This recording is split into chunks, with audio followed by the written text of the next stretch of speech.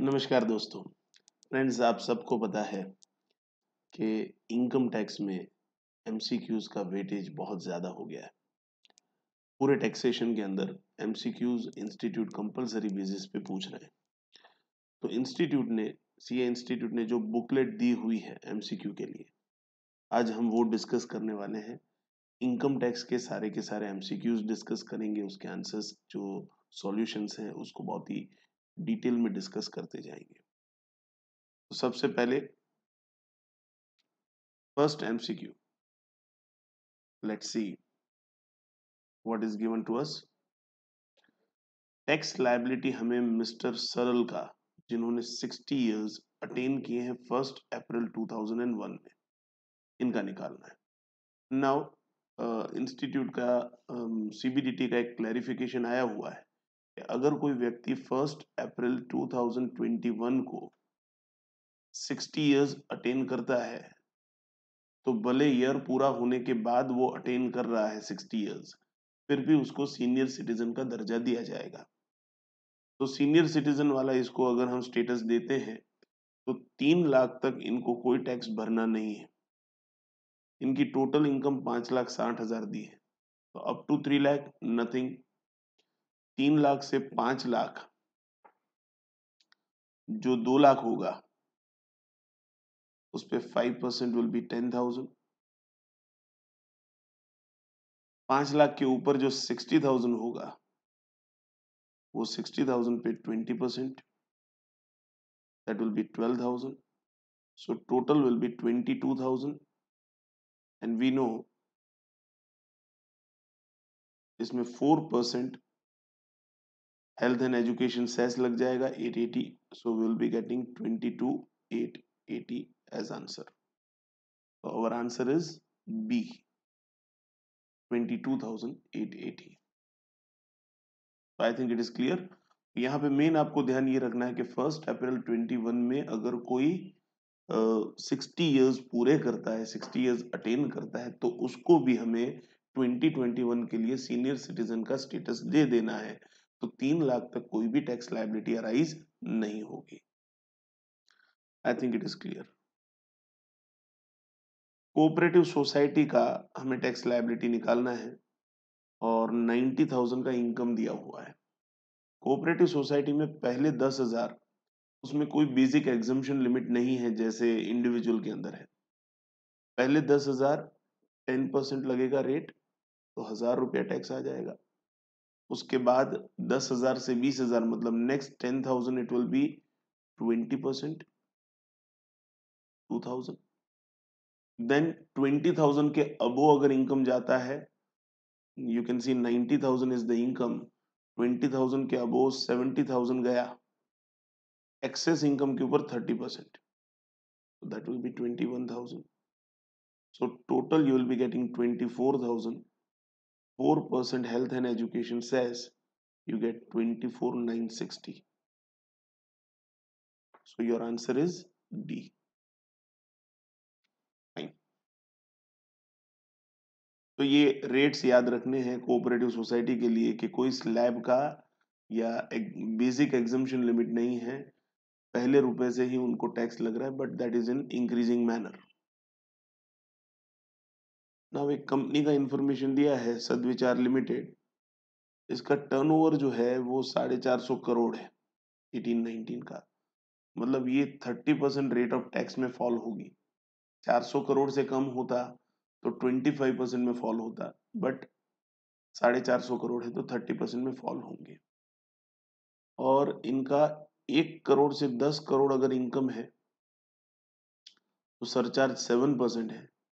10 crore cross कर जाएगा तो सरचार्ज 12% हो जाएगा। You can C 10 crore 3,50,000 is the total income. We have to calculate what we have to calculate.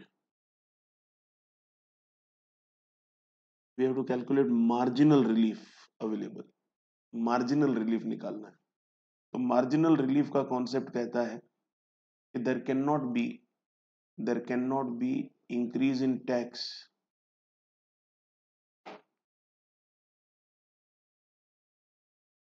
Beyond increase in income, आपके income में जितनी बढ़ोतरी हो रही है उससे ज्यादा टैक्स में बढ़ोतरी नहीं हो सकती है। ठीक है, तो यहां पे क्यों ये कहना पड़ रहा है, क्योंकि 10 करोड़ तक 10 करोड़ तक हमारा स्लैब जो सरचार्ज था वो 7% था। 10 करोड़ से ऊपर गए तो टोटल जो टैक्स पेबल है उस पर सरचार्ज 12% आ जाएगा। तो देर इज अ प्रोबेबिलिटी कि हमारा जो टैक्स है that is higher side then that of increase in income.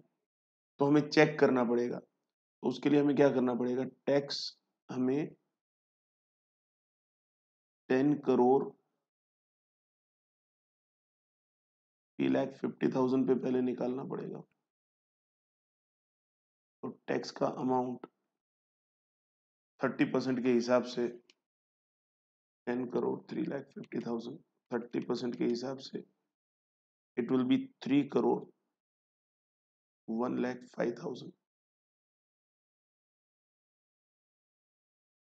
Plus surcharge at the rate 12% because the tax has income has exceeded 10 crore. तो 12% के हिसाब से 36,12,600 इज सरचार्ज, उसको प्लस करेंगे तो अभी हमारा टैक्स आ रहा है 3,37,17,600।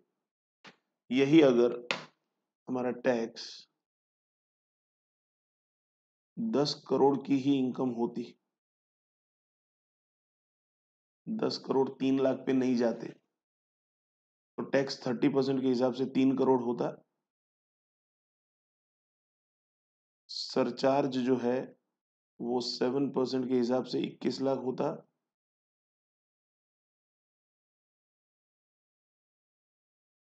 Total would have been 3,21,00,000। So there is increase in tax 16,17,600, but increase in income आप कंपेयर करेंगे, increase in income is 3,50,000 only. This is tax increase in income is only 3,50,000. So what is the difference? 12,67,600. This you will get marginal relief.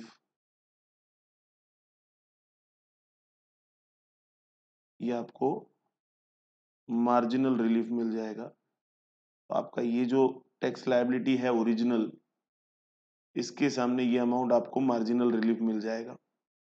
ठीक है ना, तो 12,67,600 is your marginal relief. And again the concept is same, there can not be increase in tax beyond increase in income. आपका income 3.5 lakh बढ़ा है तो tax 3.5 lakh ही बढ़ सकता है, उससे ज्यादा नहीं बढ़ सकता है। तो ये वाला जो अमाउंट है हमारा marginal relief, you can see the answer, it would be B. Solution भी एक बार देख लेते हैं। यस, आंसर इज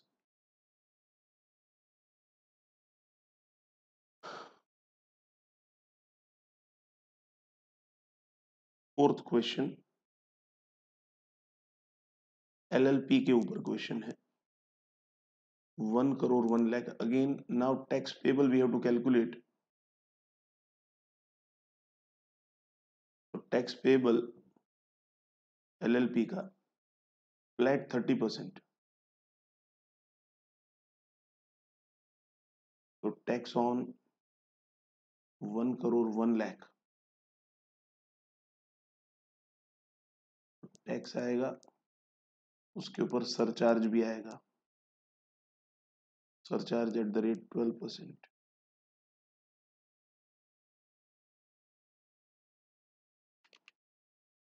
तो it is 1,01,00,000 directly flat 30%, 30,30,000।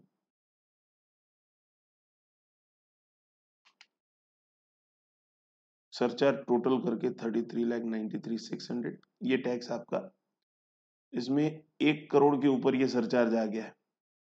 1 crore तक अगर आपका इनकम होता तो ये सरचार्ज नहीं आता, तो हमको मार्जिनल रिलीफ देखना पड़ेगा। टैक्स ऑन 1 करोड़, अगर 1 करोड़ ही आपका होता तो सरचार्ज वुड हैव बीन 0, तो ये this would have been 30 lakh surcharge. So 30 lakh would have been your tax.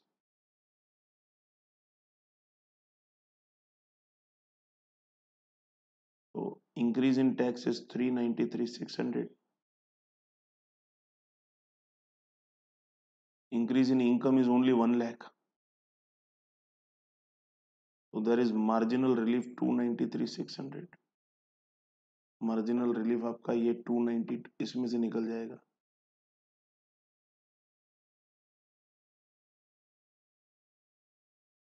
So this would be 31 lakh। इस पे आपका 4% हेल्थ एजुकेशन सेस बाद में आ जाएगा। मार्जिनल रिलीफ के बाद you have to give effect of education cess 1,24,000। So we get 32,24,000। तो 32,24,000 हमारा टैक्स लायबिलिटी आ रहा है। तो here you had to consider this effect of marginal relief because of the effect of surcharge. See next question देख रहे हैं। Mister Raman का as 64 years है। उनके पास सेटिस्फैक्टरी एक्सप्लेनेशन नहीं है regarding the investment of 7 lakh which is not recorded in the books. तो अगर आपका कोई भी एक्सपेंस, कोई भी इन्वेस्टमेंट, कोई भी एसेट का सोर्स का एक्सप्लेनेशन नहीं है, इट इज अनएक्सप्लेन्ड, तो उसके ऊपर आपको टैक्स 60% भरना पड़ेगा। सरचार्ज 25% आ जाएगा और हेल्थ एजुकेशन सेस तो है ही 4%। तो ओवरऑल देखने जाएंगे तो 100 रुपया अगर ऐसा अनएक्सप्लेन निकलेगा तो 60 रुपीज टैक्स के चले जाएंगे। 60 के ऊपर 25%, 15 रुपया आपका सरचार्ज चला जाएगा। दोनों मिला के 75 पे 4%, 3 रुपया आपका हेल्थ एंड एजुकेशन सेस जाएगा तो 78। तो 100 रुपए में से 78 तो आपका निकल जाएगा। तो जब भी ऐसा कुछ अनएक्सप्लेन्ड इन्वेस्टमेंट एक्सपेंडिचर एसेट मिले जिसका एक्सप्लेनेशन एसएससी के पास नहीं है, तो you have to apply flat 78% for calculating the tax. तो ये 7 लाख के ऊपर हम 78% अप्लाई करेंगे तो दैट विल बी 5,46,000। 7 लाख पे 78%। This is question 5। Sixth question देख रहे हैं। अनिरुद्ध सिटीजन ऑफ इंडिया और सिटीजन है, 181 डेज वो रहा है प्रीवियस ईयर 2021 में। हमें पता है कि इंडियन सिटीजन को अगर वो इंडिया विजिट करता है तो 60 डेज वाला प्रोविजन अप्लाई नहीं होता है, ठीक है ना, सिर्फ 182 डेज अप्लाई होगा। He is non resident in 9 out of 10 years।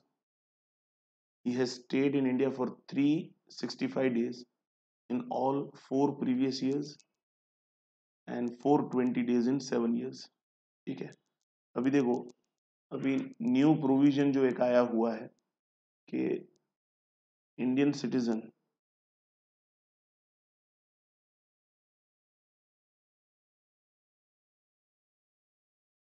जिसके 182 डेज नहीं हो रहे हैं, 60 डेज तो उसको एप्लीकेबल नहीं है, तो वो इंडियन सिटीजन का अगर इंडियन सोर्सेज से 15 लाख से इनकम एक्सीड कर रहा हो, इट इज क्रॉसिंग 15 लाख, और उसके प्रीवियस ईयर में 120 डेज हो रहे हों और पिछले 4 साल में 365 डेज हो रहे हों, तो उसको हम रेसिडेंट मान सकते हैं। बट उसको हम कौन सा रेसिडेंट मानेंगे? Resident but not ordinary resident ही मानेंगे।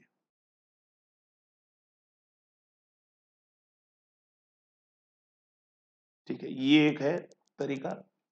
दूसरा, अगर उसकी इनकम 15 लाख से ज्यादा है और उसको दूसरे किसी देश में टैक्स भरने की जरूरत नहीं पड़ रही है, वो भी एक प्रोविजन है, तो भी उसको हम रेसिडेंट कह देंगे और यहाँ पे उसको हम कहेंगे डीम्ड रेसिडेंट। ठीक है ना, यहाँ पे तो दूसरी कोई इंफॉर्मेशन नहीं दी, हम मानते हैं कि ये इंडियन सिटीजन का इनकम जो है वो 15 लाख से ज्यादा है, ऐसा हम मानते हैं। इनकम फ्रॉम फॉरेन सोर्स को एक्सक्लूड करके 15 लाख से इनकम ज्यादा है।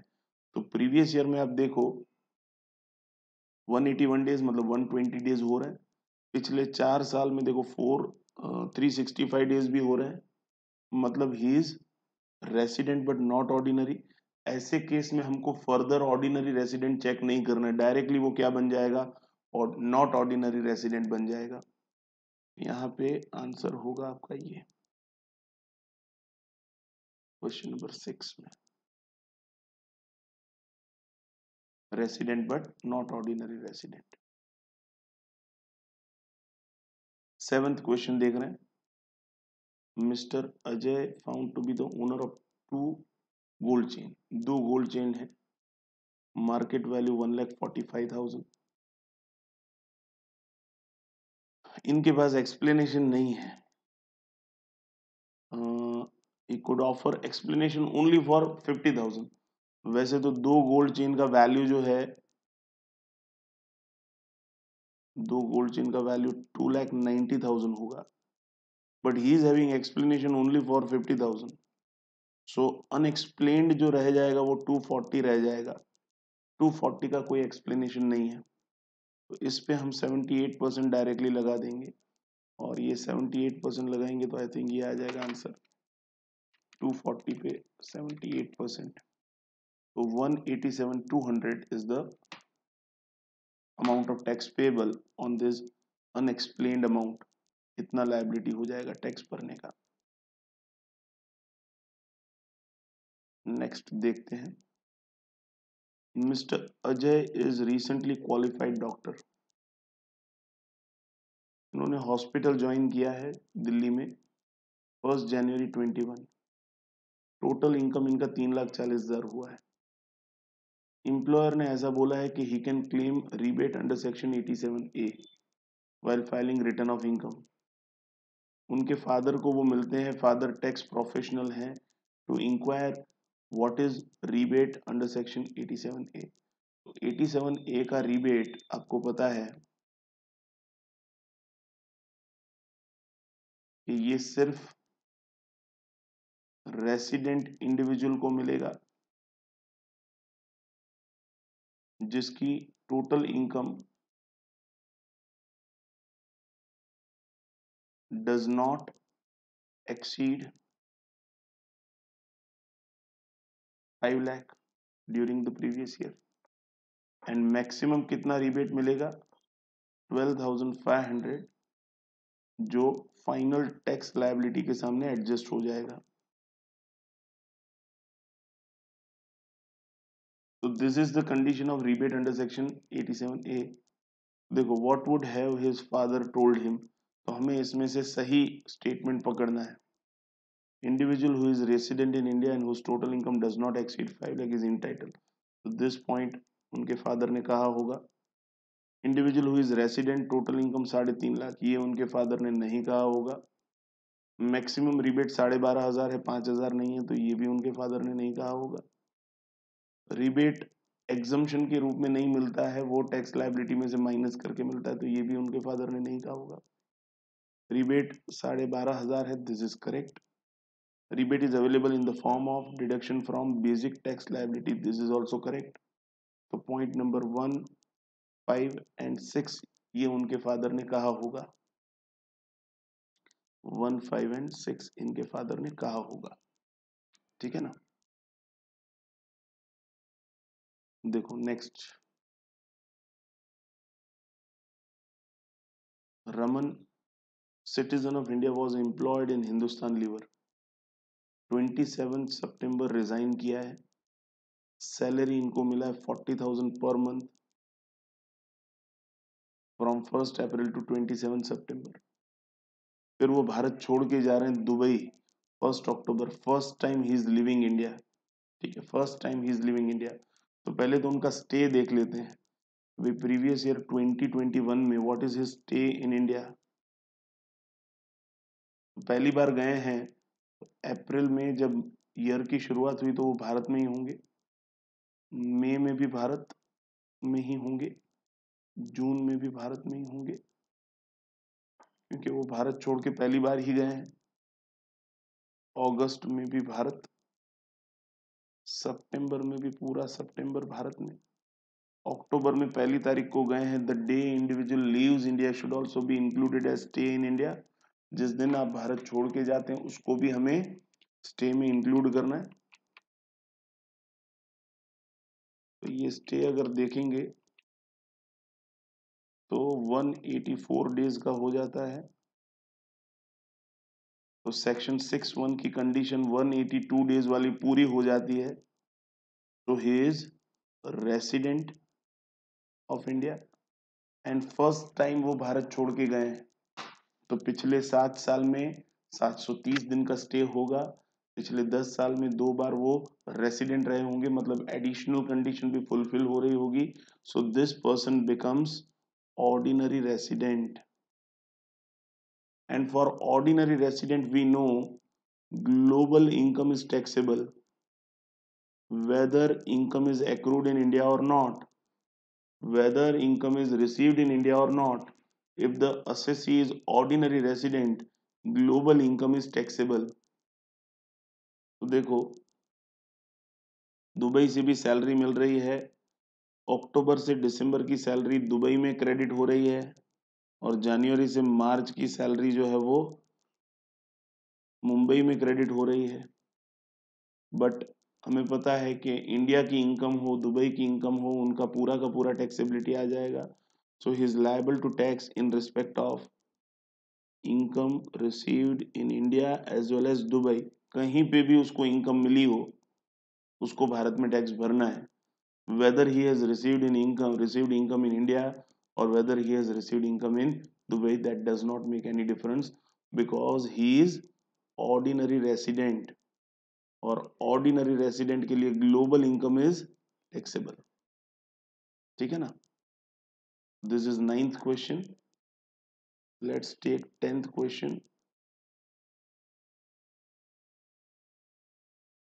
मिस्टर सुहान का is a non resident, dividend income 12.5 lakh उन्होंने कमाया है। डिविडेंड इनकम अब पूरी तरह से टैक्सेबल है। ठीक है ना, पहले एग्जम्पशन हुआ करता था, बट अब डिविडेंड इनकम पूरी तरह से टैक्सेबल है। That is included in the slab, पूरा स्लैब में इंक्लूड हो जाता है वो। ठीक है, तो ये, और वो फ्रांस के अकाउंट में क्रेडिट हुआ, बट देखो इनकम इंडियन कंपनी की है, इंडियन कंपनी का इनकम है या डिविडेंड है, तो income is accrued in India, income accrued in India, so it is taxable for all irrespective of the residential status. तो ये 12.5 लाख तो इंडिया में टैक्सेबल होगा ही। फिर क्या बोला है, इनको 15,000 का इंटरेस्ट भी मिला है एसबीआई से, तो वो भी टैक्सेबल होगा। It is also accrued in India.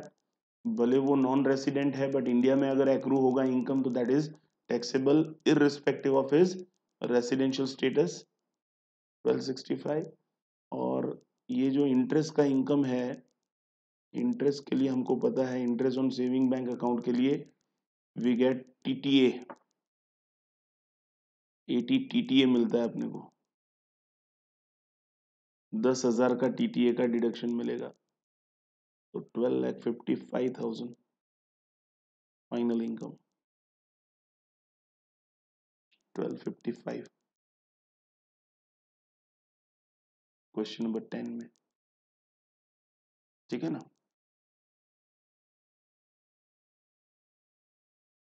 Ashish earns following income, UK development bond का interest, accrued and received outside India ही हम मान रहे हैं।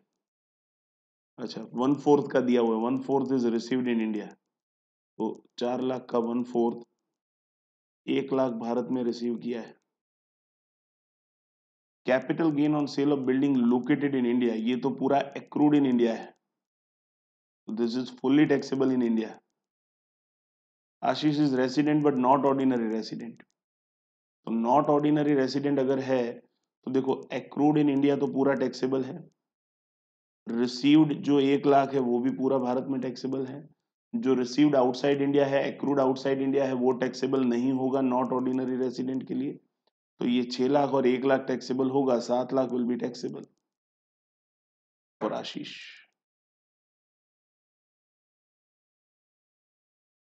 आई थिंक इट इज क्लियर।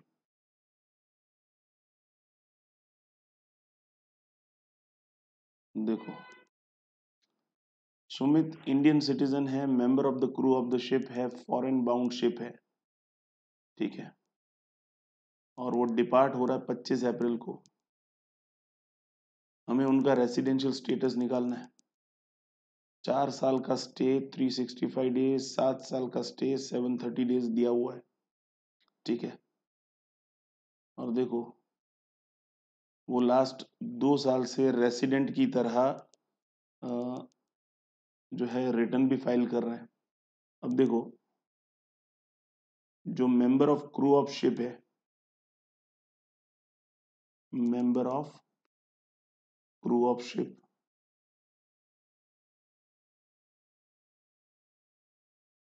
उनके लिए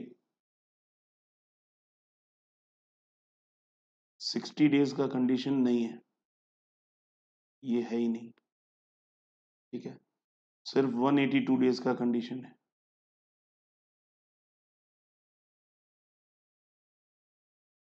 और वो अगर नहीं हो रहा है तो फिर हमें देखना पड़ेगा, इंडियन सिटीजन है तो वी हैव टू वेरीफाई कि जो 15 लाख से ज्यादा इनकम और वो सब देखना पड़े, बट पहले हमें स्टे देखना पड़ेगा कि प्रीवियस ईयर में कितना स्टे हुआ।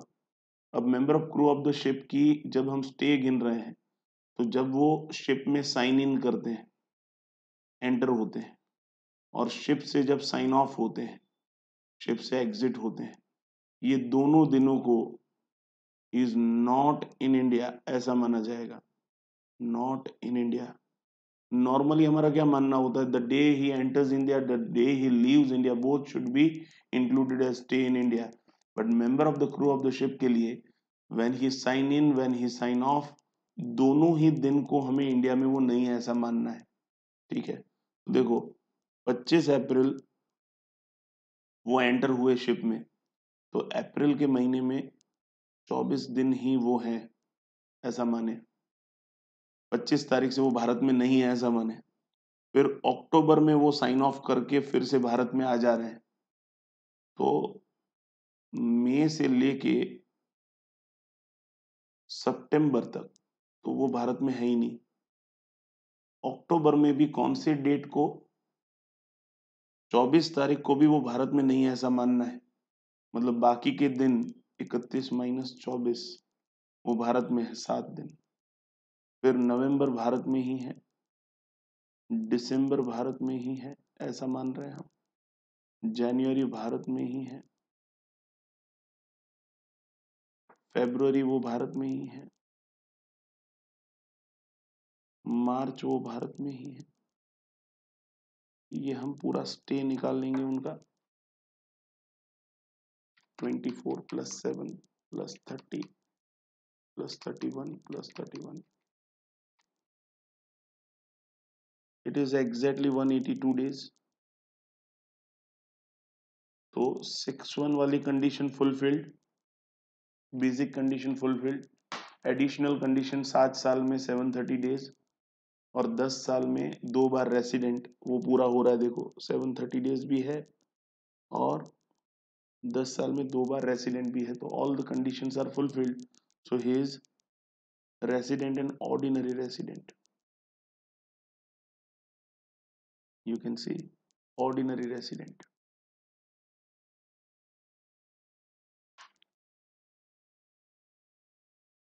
Then see 13th question. Mr. Square is Indian citizen. अभी दुबई में है. He is in Dubai. He came to India and his stay in 2021 is 135 days. वो दुबई में टैक्स भरने के लिए लायबल नहीं है. देखो इनको वैसे 60 डेज तो अप्लाई नहीं होता है, बट अगर उनकी फॉरेन इंडियन इनकम जो है वो 15 लाख से ज्यादा है, बट वो नहीं है, देखो 10 लाख ही है, ठीक है ना, तो इनको जो नॉर्मल प्रोविजन है वही अप्लाई करनी है. अगर 182 डेज इनके नहीं हो रहे हैं तो 60 डेज इनको अप्लाई नहीं होगा, और दूसरी जो अभी एडिशनल प्रोविजन 15 लाख वाली आई है वो भी अप्लाई नहीं हो रही है, तो normally basic condition under section 61 is not fulfilled. आगे हमको कुछ देखना नहीं है. He is non resident. He is non resident. ठीक है ना. Dividend income from Australian company received in Australia in the year 2019 brought to India during previous year 2021 is taxable in assessment year in the case of. नहीं, किसी के लिए taxable नहीं है. Past income जो फॉरेन की है वो किसी के लिए टैक्सेबल नहीं होगी. तो प्रीवियस ईयर 2021 की जब हम बात करते हैं तो 2021 की इनकम ही टैक्सेबिलिटी की बात होगी, पास्ट इनकम की टैक्सेबिलिटी की बात नहीं होगी. None of the above. Mister Ramesh, citizen of India, employed in Indian Embassy in Australia. Okay. He is non-resident for assessment year 21-22. Non-resident है. He received salary and allowances in Australia from Government of India for the year ended 31st March 21 for service rendered by him in Australia. देखो service is rendered in Australia, उनको Australia में जो है perquisites भी मिल रही है, facilities भी मिल रही है. अब देखो normally salary is accrued in India. Salary India में एक्रूड कब माना जाएगा? जनरल रूल क्या है? Service should be rendered in India. Service should be rendered in India.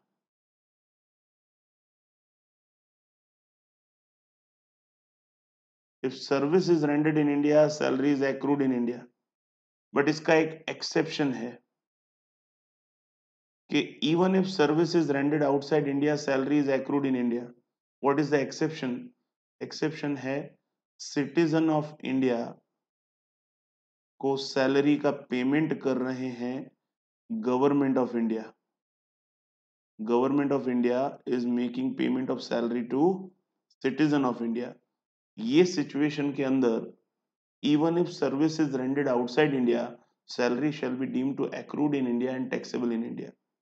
तो यहाँ पे यही सिचुएशन है, इंडियन सिटीजन है, गवर्नमेंट सैलरी का पेमेंट कर रहे हैं, तो सैलरी एक्रूड इन इंडिया माना जाएगा.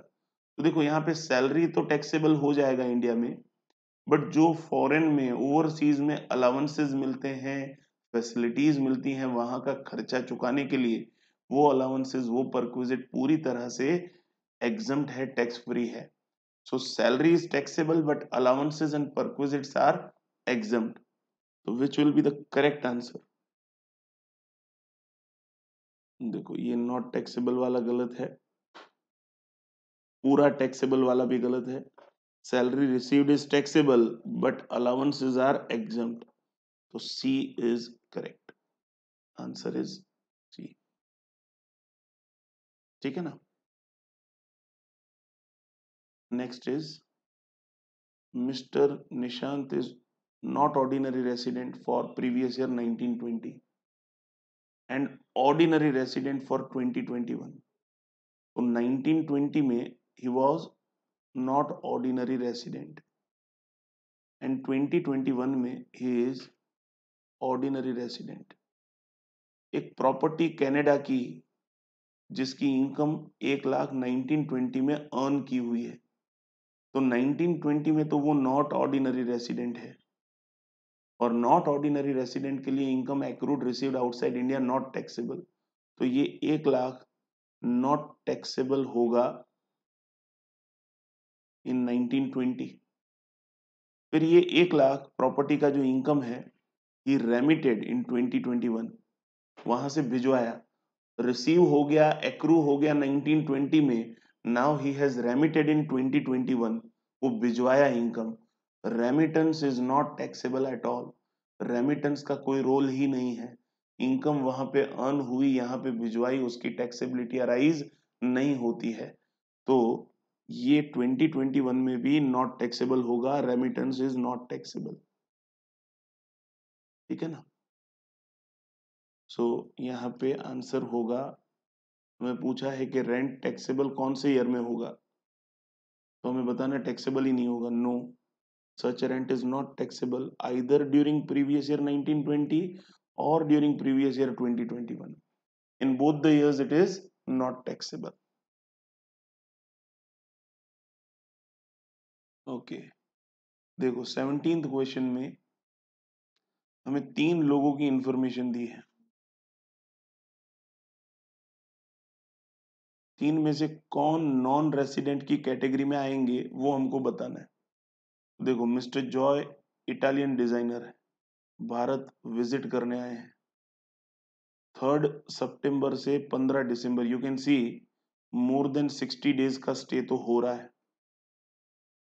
और पिछले 4 साल में हर साल वो 100 दिन रहे हैं भारत में, मतलब 4 साल का स्टे 400 दिन हो रहा है। तो 60 डेज और 400 दिन मिला के बेसिक कंडीशन 6(1) की फुलफिल हो जाएगी, ये रेसिडेंट तो बन जाएंगे। हमको तो सिर्फ नॉन रेसिडेंट आइडेंटिफाई करना है, फिर फर्दर अपने को देखने की जरूरत नहीं है, आगे ऑर्डिनरी नॉट ऑर्डिनरी नहीं देखना है अपने को, हमें सिर्फ नॉन रेसिडेंट आइडेंटिफाई करना है। देखो Sanjay born and settled in Canada, visits India each year for 3 months, 3 months 90 days visit करते हैं to meet his parents and grandparents born in India in 1946। Okay, तो अनडिवाइडेड इंडिया में इनके पेरेंट्स का birth हुआ है, so he is person of Indian origin. ठीक है, इंडियन ओरिजिन का व्यक्ति जब भारत में आता है तो उसको भी 60 डेज वाला पॉइंट अप्लाई नहीं होता है, उसके लिए भी हमको 182 डेज ही देखना है। देखो इंडियन ओरिजिन वाले व्यक्ति के लिए वो जो 15 लाख वाला जो स्पेशल प्रोविजन इंट्रोड्यूस हुआ है वो एप्लीकेबल नहीं है, इंडियन सिटीजन के लिए ही वो 15 लाख वाला प्रोविजन एप्लीकेबल है, इंडियन सिटीजन के लिए वो 15 लाख वाला। तो यहाँ पे उनकी इंडियन इनकम 15,20,000 है, वो रिलेवेंस नहीं रखती है, it is relevant only for Indian citizen. ठीक है, तो इनका देखो 60 डेज नहीं हो रहा है, 60 डेज, सॉरी 182 डेज नहीं हो रहा है, 60 डेज इनको एप्लीकेबल नहीं है, so he is non resident.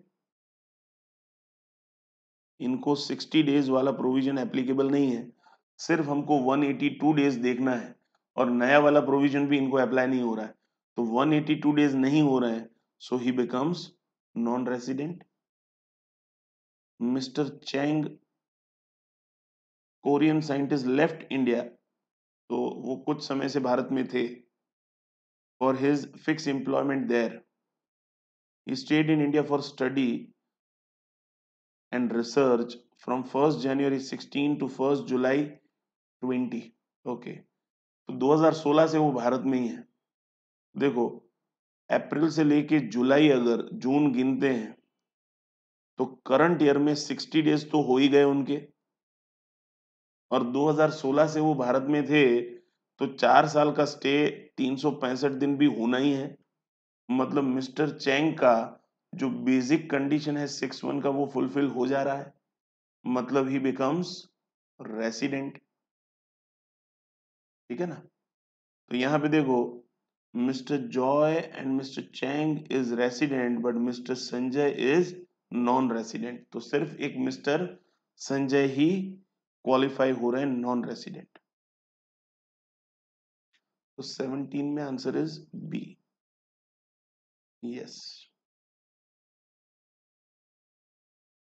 तो I think it is clear.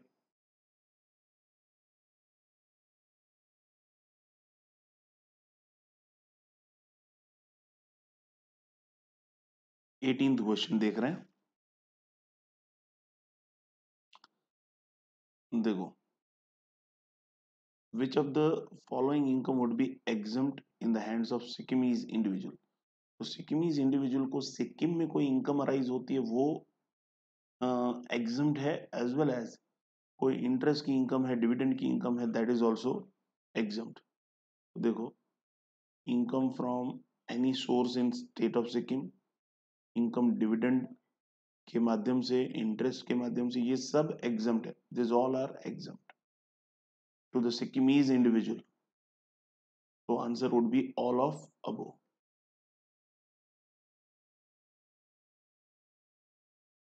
तो देखो क्या दिया है, which of the following statement are true in respect of taxability of agricultural income. Agricultural income के एंगल से कौन सा ट्रू है वो हमें बताना है। तो income derived from sapling, seedlings grown in nursery is agricultural income, तो दिस इज ट्रू, ये सही है definitely. 60% of dividend received from shares held in T company, नहीं, दिस इज नॉट ट्रू। अगर कंपनी से आपको डिविडेंड इनकम मिलता है तो कंपनी का भले एग्रीकल्चरल इनकम है, but dividend income would be taxable. While computing income tax liability, assessee जिसकी एज 50 years है, agricultural income is required to be added to the total income only if net agricultural income exceeds 5,000 and total income including net agriculture, including नहीं है। तो इसमें क्या है condition कि आपकी non agricultural income should exceed basic exemption limit, मतलब 2.5 लाख से ज्यादा होना चाहिए, और agricultural income should exceed 5,000, then rate purpose के लिए एग्रीकल्चरल इनकम आपका ऐड हो जाता है नॉन एग्रीकल्चरल इनकम के अंदर, टू डिटरमाइन द स्लैब, आप कौन से स्लैब में फॉल होते हैं, जिसको हम कहते हैं पार्शियल इंटीग्रेशन।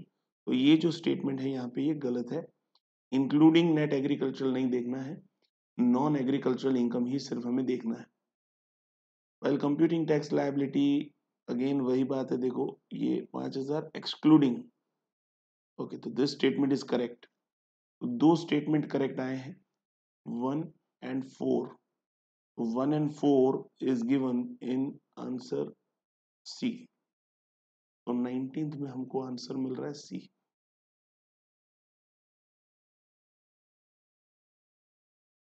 क्वेश्चन 20 देख रहे हैं, दो यूनिट है XYZ लिमिट के, SEZ और डोमेस्टिक टैरिफ एरिया में।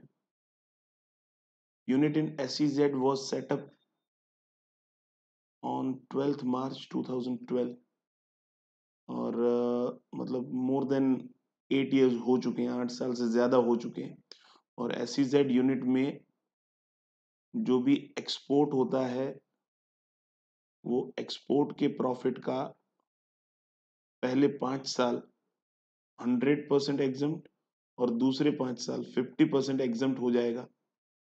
तो यहाँ 5 साल पहले बीत चुके हैं, दूसरे 5 साल के लिए 50% of the profit of the export of SEZ unit will be exempt.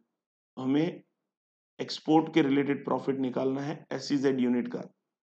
You can C company का टोटल टर्नओवर दिया है XYZ का, और DTA यूनिट का दिया हुआ है, ठीक है। तो अगर हम इस तरह से समझे, टोटल टर्नओवर XYZ लिमिटेड का, DTA का, तो SEZ का बाकी का होगा। ये फिगर्स हम अगर लैक्स में लेते हैं तो 850 लाख, 325, तो SEZ यूनिट का कितना होगा 525, इतना टर्नओवर होगा। एक्सपोर्ट हमको दिया है, इसमें एक्सपोर्ट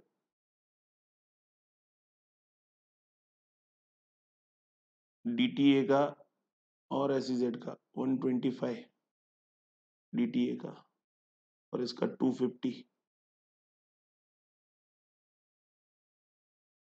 दोनों मिला के 375 हो गया। यू कैन सी और प्रॉफिट दे दिया हमको। प्रॉफिट SEZ यूनिट का 80 लाख और DTA का 45 लाख, तो 80 45 एंड टोटल कम्स टू 125। अपने को सिर्फ SEZ यूनिट पे फोकस करना है बिकॉज हमें डिडक्शन अंडर सेक्शन 10AA जो है वो पूछा हुआ है। तो देखो पहले तो हमको प्रॉफिट ऑफ एक्सपोर्ट यूनिट निकालना पड़ेगा, एक्सपोर्ट का निकालना पड़ेगा और SEZ यूनिट। तो टोटल प्रॉफिट SEZ यूनिट का 80 है which is on total turnover of 525। तो 250 के एक्सपोर्ट टर्नओवर पे कितना प्रॉफिट होगा? तो 80 अपॉन 525 मल्टीप्लाई बाय 250, तो इट इज अराउंड, इसको अगर हम एब्सोल्यूट लैक्स में कन्वर्ट करें 38,09,524 के आसपास ये प्रॉफिट एक्सपोर्ट का है SEZ यूनिट का। और देखो 8वां साल चल रहा है, 8 साल हो चुके हैं, 2012 का यूनिट है, तो 50% ही मिल पाएगा एग्जम्पशन। 50% निकालेंगे तो 19,04,762। You can see the answer should be B, 50% of export profit, है ना। तो what we have to calculate, SEZ unit का टोटल टर्नओवर कितना है, एक्सपोर्ट कितना है, प्रॉफिट कितना है, उस पे से हम निकाल सकते हैं कि कितना प्रॉफिट का डिडक्शन मिल पाएगा अंडर सेक्शन 10AA। ठीक है ना। देखो income derived from farm building situated in immediate vicinity of agricultural land would be treated as agricultural income if land is situated। इसमें आपको सिर्फ ये आइडेंटिफाई करना है कि वो लैंड रूरल होना चाहिए। ठीक है, अगर वो रूरल है, ठीक है, तो फार्म बिल्डिंग का जो इनकम है वो एग्रीकल्चरल हो जाएगा, वो एग्जम्प्ट हो जाएगा। तो आप देखो रूरल के लिए क्या डेफिनेशन है। रूरल के लिए अगर 10,000 से 1 लाख, 10,000 तक अगर पॉपुलेशन है तो वो रूरल ही है। बट 10,000 से 1 लाख अगर पॉपुलेशन है तो 2 किलोमीटर म्यूनिसिपल रेंज तक अर्बन, 2 किलोमीटर के बाहर रूरल माना जाएगा। ठीक है, यहाँ देखो 3 किलोमीटर के बाहर, 2 किलोमीटर के बाहर है, पॉपुलेशन इज 80,000। दैट मीन्स 10,000 से 1 लाख के बीच का पॉपुलेशन है, तो अप टू 2 किलोमीटर वो एरिया अर्बन माना जाएगा, 2 किलोमीटर के बाहर वो रूरल माना जाएगा, मतलब 3 किलोमीटर रूरल के डेफिनेशन में आ जाएगा। तो दिस इज इंटायरली, ये वाला जो इनकम है वो एग्रीकल्चरल और एग्जम्प्ट माना जाएगा। ये फार्म बिल्डिंग का देखो, रूरल एग्रीकल्चरल लैंड का डेफिनेशन और फार्म बिल्डिंग के लिए जो डेफिनेशन है एग्रीकल्चरल का वो सिमिलर है, तो सेम आपको प्रोविजन अप्लाई करना है। तो ए ये हमारा एग्रीकल्चरल हो गया। देखो 21, तो आगे देखने की जरूरत नहीं है।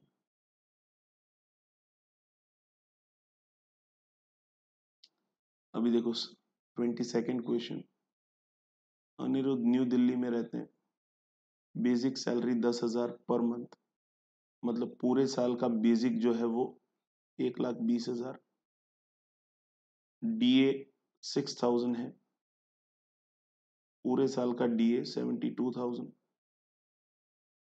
HRA 5,000 है, commission 1% of the turnover and turnover is 12 lakh, तो कमीशन इनको मिल रहा है 12 लाख पे 1% 12,000। हमें HRA का एग्जम्पशन निकालना है। HRA के एग्जम्पशन के लिए हम 3 फिगर कंपेयर करते हैं। एक्चुअल HRA, एक्चुअल HRA आपका 5,000 है पर मंथ, मतलब 60,000 पर एनम। दिल्ली है तो 50% ऑफ द सैलरी, सैलरी में DA फॉर्मिंग पार्ट लेते हैं, तो DA फॉर्मिंग पार्ट 60% ही है। 43,200 ही आएगा। और बाकी चीजें commission as a percentage of, तो जब हम सैलरी लेते हैं एचआरए के पर्पस के लिए तो we take basic DA forming part commission as a percentage of turnover with in the meaning of salary.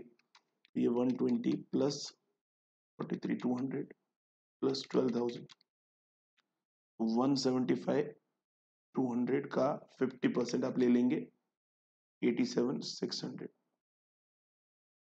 और थर्ड फिगर आपका आएगा rent minus 10% of the salary.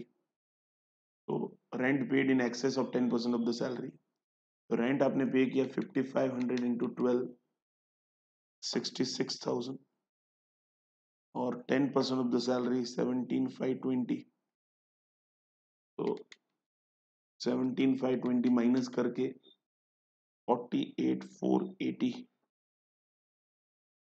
ये तीन फिगर कंपेयर करके विच एवर इज लोअर, तो lower is 48,480, answer would B A 48,480, this would be exempt. पूरा detailed calculation,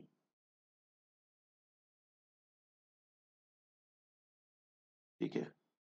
There is decision to increase DA in March 21 with retrospective effect from 1st April 19.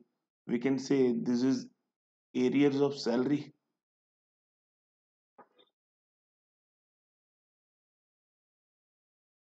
Arrears of salary is increment in salary with retrospective effect. ये वैसे तो due basis पे taxable होता है salary, but arrears of salary के लिए central government के employees के लिए रिसिप्ट बेसिस पे होता है। तो इसमें मतलब दोनों दो ओपिनियन है, ड्यू बेसिस पे भी टैक्सेबिलिटी हो सकती है और रिसिप्ट बेसिस पे भी हो सकती है। तो अगर आप आंसर कि भाई मार्च 21 में ये डिसीजन लिया गया है एंड राइट टू रिसीव मार्च 21 मतलब 2021 में हुआ है, मतलब कि ड्यू आपका 2021 में हुआ है, तो 2021 में टैक्सेबिलिटी आ जाएगी, ठीक है, ये भी आंसर करेक्ट होगा। और अगर आप रिसिप्ट बेसिस का लेते हैं कि भाई वो रिसीव अप्रैल में हुआ है तो 21-22 में रिसीव हुआ, तो वो भी आंसर आपका सही होगा, क्योंकि इंस्टीट्यूट ने दोनों तरीके से आंसर दिया हुआ है। तो यहाँ पे ये भी आंसर ले सकते हैं, बी भी और सी भी आंसर ले सकते हैं, both the answers are correct because it depends upon the situation. 24th हम देख रहे हैं, mister Anand is provided furniture 70,000 का along with house from February 20। Actual higher charges जो हैं वो एम्प्लॉयर पे कर रहे हैं 5,000। तो एम्प्लॉयर अगर खुद कुछ चार्जेस चुका रहे हैं तो whatever actual higher charges are paid that will be included in the value of accommodation. ये 5,000 इंक्लूड हो जाएगा वैल्यू ऑफ फर्नीचर। कितने वैल्यू का है वो कब देखना है, जब एम्प्लॉयर का खुद का फर्नीचर दिया हो तो 10% ऑफ द कॉस्ट लेना है। एम्प्लॉयर ने किराए पे लिया है तो डायरेक्टली आपको हायर चार्जेस देख लेना 5,000, ये 5,000 वैल्यू में ऐड हो जाएगा। देखो कश्यप का बेसिक सैलरी 20,000 है, चिल्ड्रन एजुकेशन अलाउंस 3,000 है फॉर 3 चिल्ड्रन। तो देखो 3,000 3 चाइल्ड का मतलब 3,000 डिवाइड बाय आप 12 करोगे तो महीने का 250 हुआ, और डिवाइड बाय 3 चिल्ड्रन करोगे तो एक चाइल्ड का 83.33 समथिंग हुआ। अब आपको चिल्ड्रन एजुकेशन अलाउंस का एग्जम्पशन 100 का मिल रहा है, 100 और actual allowance which ever is lower, तो आपको ये वाला जो है वो एग्जम्पशन मिलेगा, बट सिर्फ 2 चाइल्ड का मिलेगा। मतलब वी कैन से एक्चुअल जो रिसीव हुआ है आप ऐसे ले सकते हैं कि चिल्ड्रन एजुकेशन अलाउंस रिसीव हुआ 3,000, रिसीव 3,000 और एग्जम्प्ट कितना होगा 2 चाइल्ड का ही। एक तो 100 रुपए के हिसाब से आप कंपेयर कर सकते हैं 12 महीने का, तो 2,400 होगा। और ये 3,000 लेके 2 चाइल्ड का निकालेंगे, भाई एक्चुअल कितना रिसीव हुआ 2 चाइल्ड का, एक्चुअल 2 चाइल्ड का 2/3 करेंगे अगर, ये 3 चाइल्ड का है 2,000 ही रिसीव हुआ है, तो एक्चुअल 2 चाइल्ड का 2,000 मिला है और 100 रुपए के हिसाब से एग्जम्पशन 2400 बन रहा है, तो exemption can not exceed the actual amount received, तो 2,000 का ही एग्जम्पशन मिलेगा और 1,000 रुपया आपका टैक्सेबल होगा चिल्ड्रन एजुकेशन अलाउंस का, ठीक है ना। ट्रांसपोर्ट अलाउंस फुल्ली टैक्सेबल है, सिर्फ हैंडीकेप एम्प्लॉय के लिए जो है वो 3200 तक का एग्जम्पशन कंटिन्यूड है, बाकी नॉर्मल एम्प्लॉय के लिए 1800 पर मंथ फुल्ली टैक्सेबल हो जाएगा। पहले जो 1600 पर मंथ का एग्जम्पशन था वो अब नहीं है। देखो हमें सैलरी का वैल्यू निकालना है, तो आप 20,000 के हिसाब से देखेंगे तो बेसिक सैलरी 2,40,000 होगा प्लस 1,000 रुपया आपका चिल्ड्रन एजुकेशन अलाउंस, ये 1800 के हिसाब से 12 महीने का 21,600, ये तीनों मिला के 262,600, जिसमें से 50,000 का स्टैंडर्ड डिडक्शन जाएगा अंडर सेक्शन 16 और ये 2,12,600, 2,12,600 ये आपका टैक्सेबल हो गया, ठीक है ना। मिस्टर जगत एम्प्लॉई अकाउंट्स डिपार्टमेंट में है, भरत लिमिटेड के अंदर। Company is operating in region of eastern India. It is engage in manufacture of cellular devices भी बना रहा है। इन्होंने कुछ ट्रांजेक्शन्स किए हैं मिस्टर जगत ने, क्या किए हैं देखो। इन्होंने सेमिनार अटेंड किया है, सेमिनार फीस कंपनी ने चुकाई है। इनके बेटे हैं हिमांशु, हिमांशु की प्राइवेट कोचिंग क्लास की फीस वो भी कंपनी ने चुकाई है 25,000। इनकी डॉटर है सपना, इनकी स्टडी चल रही है डीपीएस में, वहां सपना ने 750 पर मंथ दिया है। ये डीपीएस पूरा का पूरा भारत लिमिटेड जो है वो मेंटेन कर रहा है, मतलब जो educational institution it is maintained by employer. Cost of education similar institution का 5250 है। अब हमें कितना टैक्सेबल होगा ये 3 आइटम का वो बताना है। अब देखो सेमिनार अगर एम्प्लॉय खुद के अपग्रेडेशन के लिए कुछ अटेंड करता है उसका एम्प्लॉयर पे करता है तो वो बिल्कुल ही एग्जम्प्ट है। एम्प्लॉय के ट्रेनिंग का कोई भी खर्चा पूरी तरह से एग्जम्प्ट है, ठीक है ना। अब बच्चे की ट्यूशन फीस डायरेक्टली पेमेंट की है कंपनी ने, ये फुल्ली टैक्सेबल हो गया। स्कूल का फीस जो है अगर cost of education exceeds 1,000 then it is fully taxable, तो यहाँ cost of education exceeds 1,000 per month, तो ये 5250 पूरा टैक्सेबल हो जाएगा, मल्टीप्लाई बाय 12 करेंगे तो इट इज 63,000। ये टोटल आपका 88,000 हो जाएगा। बट कुछ रिकवरी हो रही है, कुछ पेमेंट कर रहे हैं एम्प्लॉई, 750 का पेमेंट कर रहे हैं तो उतना रिड्यूस हो जाएगा, 9,000 रिड्यूस हो जाएगा, 750 इंटू 12, तो ओवरऑल टैक्सेबल जो है वो 79,000 हो जाएगा। दिस विल बी टैक्सेबल, ठीक है ना। Vidya has received 90,000 in May towards recovery of unrealized rent which was deducted from actual rent in earlier years. Okay तो अनरियलाइज रेंट रिकवर होता है तो सेक्शन 25A कहता है कि it is taxable in the year of receipt. 90,000 taxable हो जाएगा, income from house property माना जाएगा, उसमें से 30% आप स्टैंडर्ड डिडक्शन 27,000 माइनस कर सकते हो और कुछ माइनस नहीं कर सकते हो, 30% डायरेक्टली फ्लैट माइनस कर देना है, तो 63,000 will be taxable.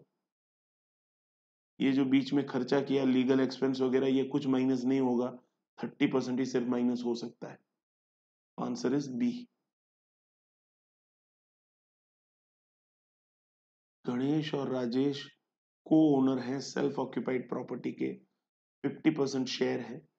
Interest paid by को ओनर बाय ईच को owner on loan taken for acquisition of property. Property देखो 2004 में ली है, 1 अप्रैल 1999 के बाद, तो सेल्फ ऑक्यूपाइड प्रॉपर्टी में आप 2 लाख तक क्लेम कर सकते हैं। ये 2 लाख का जो लिमिट है वो असेसी वाइज लिमिट है, प्रॉपर्टी वाइज नहीं है। भले सेम प्रॉपर्टी का 2,05,000 गणेश ने पे किया, 2,05,000 राजेश ने पे किया, दोनों मिला के टोटल पेमेंट 4,10,000 हो गया, वो नहीं देखना है अपने को।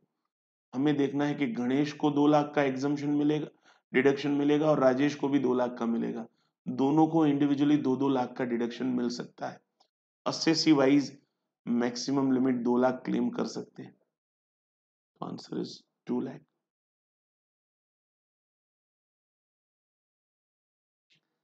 राघव के 3 मकान सेल्फ ऑक्यूपाइड हैं। 3 self occupied, 2 self occupied declare कर सकते हो, एक जो है वो डीम्ड लेट आउट मान लिया जाएगा, जिसका सिलेक्शन करना पड़ेगा। ठीक है, तो 2 सेल्फ ऑक्यूपाइड, एक deemed let out.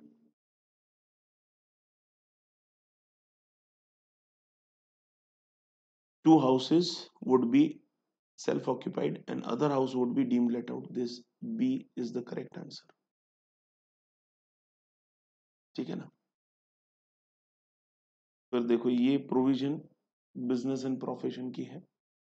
Electricity company depreciation charge कर रही है एसएलएम बेसिस पे, और एक मशीन सेल कर रहे हैं 1,20,000 में, तो sale price is 120। WDV of the machine is 135। 15,000 जो लॉस हो रहा है उसको इस सिचुएशन में हम कहते हैं टर्मिनल डेप्रिसिएशन। तो इलेक्ट्रिसिटी कंपनी अगर एसएलएम मेथड फॉलो कर रही है और एसेट के सेल पे लॉस हो रहा है तो उसको क्या बोलेंगे, टर्मिनल डेप्रिसिएशन बोलेंगे। Answer is a.